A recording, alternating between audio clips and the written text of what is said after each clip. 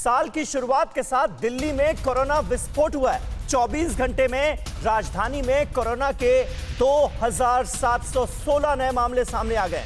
एक दिन में ही संक्रमण दर 2.44% से बढ़कर 3.64% तक पहुंच गई है।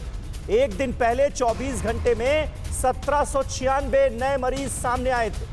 कोरोना संक्रमण की दर बढ़कर 3.64% पर पहुंच गई है और दिल्ली में 82 कोरोना मरीज ऐसे हैं जिन्हें ऑक्सीजन सपोर्ट पर रखा गया है।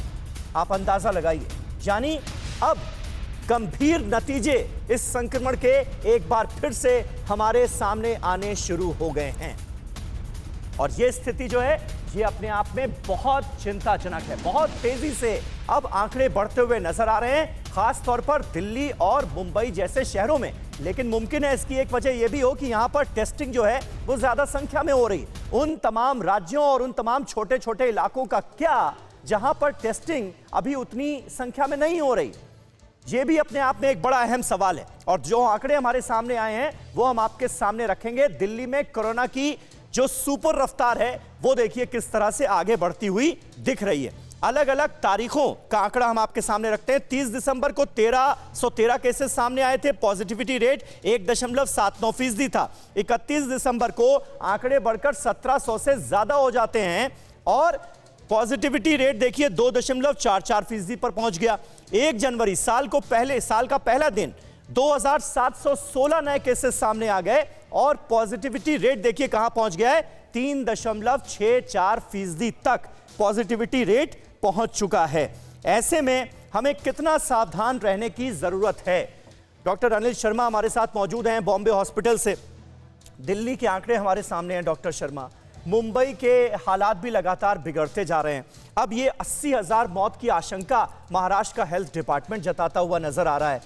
क्या ये सब कुछ ऐसे ही चलता रहेगा, हम कुछ नहीं कर सकते, या सावधानी और एहतियात से अभी जो आशंकाएं जताई जा रही हैं उनको पॉजिटिव संकेतों के साथ बदला जा सकता है? नमस्कार टीवी 9 के दर्शकों को, और टीवी 9 को बधाई देता हूं कि लोगों को आप ये मैसेज पहुंचा रहे हैं कि इस बारे में आगाह कर रहे हैं कि ये कितना खतरनाक हो सकता है जी। सबसे पहले तो मैं बता दूं कि ये सिर्फ सरकार, बीएमसी, डॉक्टर्स या पुलिस की जवाबदारी नहीं है। ये आम व्यक्ति हो, चाहे आम हो चाहे खास हो, संतरी हो या मंत्री हो, रोडपति हो या करोड़पति हो, सभी की एक जवाबदारी होती है कि हम समझें। सरकारें इस चीज में कुछ एक नियम बना दिया, लेकिन नियम अगर पालन नहीं करेंगे तो कुछ नहीं होगा। मुझे 2 मिनट दीजिए, मैं थोड़ा आपको बताऊं बात। ये सही है कि ये तेजी से फैलता है, ये सही है कि ये कम खतरनाक है, लेकिन मैं इसको थोड़ा और साइंटिफिकली समझाना चाहूंगा। Absolute risk and relative risk, यानी अगर हम देखें डेल्टा में 15% लोगों को हॉस्पिटल में एडमिट करना पड़ता है, वहीं ओमिक्रॉन के अंदर ये 2 से 3% आपका हॉस्पिटलाइजेशन रेट है, यानी कम खतरनाक है। लेकिन क्योंकि ये ज्यादा तेजी से फैलता है, ये अपर रेस्पिरेटरी ट्रैक्ट को अफेक्ट करता है, इसलिए ज्यादा तेजी से फैलता है। लेकिन मान लीजिए अगर 100 लोग हैं डेल्टा से अफेक्टेड और उनमें से 5 लोग मर जाते हैं, मान लीजिए, हालांकि मोर्टेलिटी रेट 1.5 है, बट समझाने के लिए बता रहा हूं 5 मर जाते हैं। लेकिन ओमिक्रॉन से 500 लोग प्रभावित होंगे और 1% भी अगर मोर्टेलिटी है 5 गुना कम है तो भी 5 मरेंगे। तो यानी total number of mortality, total number of death उतनी ही होने वाली है। मुझे अब कोरोना हुआ तो मुझे चांसेस कम है मरने के, लेकिन मैं तेजी से फैलाऊंगा। और एक और डाटा मैं आपको बताऊंगा, भारत के अंदर 18 से कम आयु के लोग हैं करीब 42 करोड़, 15 से 18 7 करोड़ और 15 से कम 15 करोड़।